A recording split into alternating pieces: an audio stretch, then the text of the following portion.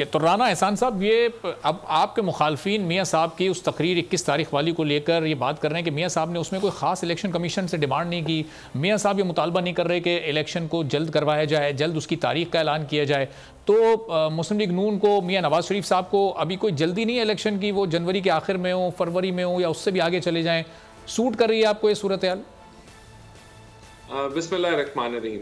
देखिए, मियाँ साहब बेहद हैं, लीडर्स हैं, इस डिमांड पे आए कि इलेक्शन की कैंपेन मियाँ नवाज शरीफ लीड करेंगे। तो वो तो आए ही इसी मकसद के लिए हैं कि वो इलेक्शन की कैंपेन लीड करें।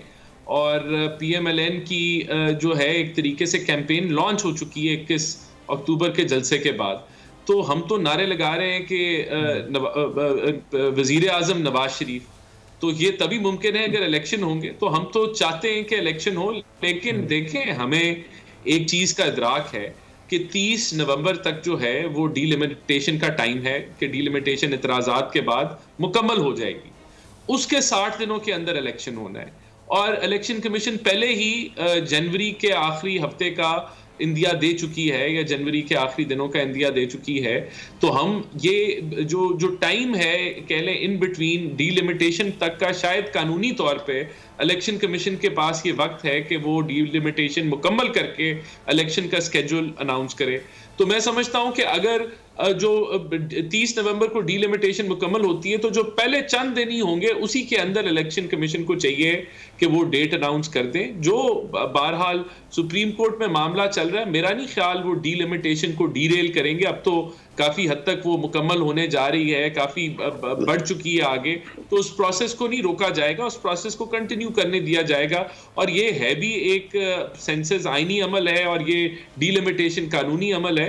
तो ये इसके अंदर मुझे नहीं समझ आती कि अब हम क्यों बार बार क्रिएट होता है कि इलेक्शन पता नहीं कहां जा रहे हैं। डीलिमिटेशन मुकम्मल होगी, उसके 60 दिनों के अंदर इलेक्शन हो जाएंगे। तो ये हम देख रहे हैं और इसलिए हमें कोई इतनी परेशानी नहीं हो रही। हाँ, परेशानी का जरूर वक्त आएगा अगर डीलिमिटेशन के फौरी बाद इलेक्शन कमीशन ने डेट नहीं अनाउंस की, स्केड्यूल नहीं अनाउंस किया, तो फिर मेरे ख्याल से परेशान होना चाहिए, फिर पूछना चाहिए कि क्यों नहीं अनाउंस हुआ। क्योंकि अब डेट अनाउंस ना होने में सिर्फ डीलिमिटेशन दरमियान में है।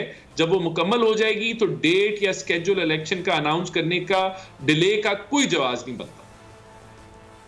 जी सही। और बड़ा स्ट्रॉन्ग परसेप्शन ये पीपल्स पार्टी ने बनाया और आप देखें कि उनकी हाईएस्ट टॉप लीडरशिप की तरफ से बयान आया। खुद बिलावल भुट्टो ज़रदारी साहब ने कहा कि मियाँ साहब की वापसी की वजह से, एक शख्स की वजह से इलेक्शन को डिले किया जा रहा था और अब वो इलेक्शन कमीशन से डिमांड कर रहे हैं कि अब तो मियाँ साहब आ गए, अब तो आप डेट अनाउंस कर दें। तो ये इसको आपसे एक पॉलिटिकल आर्गूमेंट लेते हैं या ये क्या इस पर रिएक्शन है पार्टी का? मैं इसको इलॉजिकल आर्गूमेंट लेता हूँ और प्रोपेगेंडा और सिर्फ सियासत लेता हूँ इसको, इस वजह से कि भाई आप तो शामिल थे उस फैसले में कि जिसमें सेंसस नोटिफाई किया काउंसिल ऑफ कॉमन इंटरेस्ट ने। तो ये आप एक तरफ खुद सेंसस को नोटिफाई कर रहे हैं, उसमें आप हिस्सा डाल रहे हैं और फिर आप कहते हैं 90 दिन में इलेक्शन करा दो। तो ये थ्रू आउट पीपल्स पार्टी का, एटलीस्ट मैं ये कहूंगा कि 90 दिन का जो उन्होंने नारा लगाया वो एक सिर्फ सियासी बयान था। उनको भी पता था डीलिमिटेशन होनी है।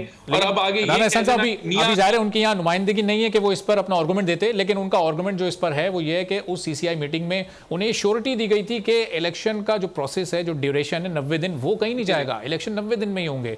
तो ये इस पर उनका आर्गूमेंट आता है। नहीं, मुझे ये भी देखें, ये भी इस बात की भी कोई लॉजिक नहीं बनती। एक प्राइम मिनिस्टर भी अगर वो क्लेम करे कि प्राइम मिनिस्टर ने एश्योरेंस दी, प्राइम मिनिस्टर कैसे एश्योरेंस दे सकता है? ये तो काम ही इलेक्शन कमीशन का है। डीलिमिटेशन करनी है, नहीं करनी, कैसे करनी है, उसका क्या स्केड्यूल है, काम ही इलेक्शन कमीशन का है। तो ये इतने बच्चे तो नहीं है कि इनको PMLN के किसी मेंबर ने एश्योरिटी दी और इन्होंने मान ली। ये काम जो आईनी काम है वो इलेक्शन कमीशन का है। या तो इलेक्शन कमीशन उनको एश्योरिटी देता तो बात बनती कि हाँ उन्होंने एश्योरिटी दी और वो भी रिटन फॉर्म में दी। ये जुबानी कलामी ऐसी बातें कर देना, ये सिर्फ सियासत है, ये सिर्फ सियासी नारे हैं। ये इस चीज का, सेंसस को नोटिफाई करने का हिस्सा थे। They were part and parcel of it. और इनको पता था कि अब ये डीलिमिटेशन की प्रोसेस होगी और फिर हम इलेक्शंस की तरफ जाएंगे।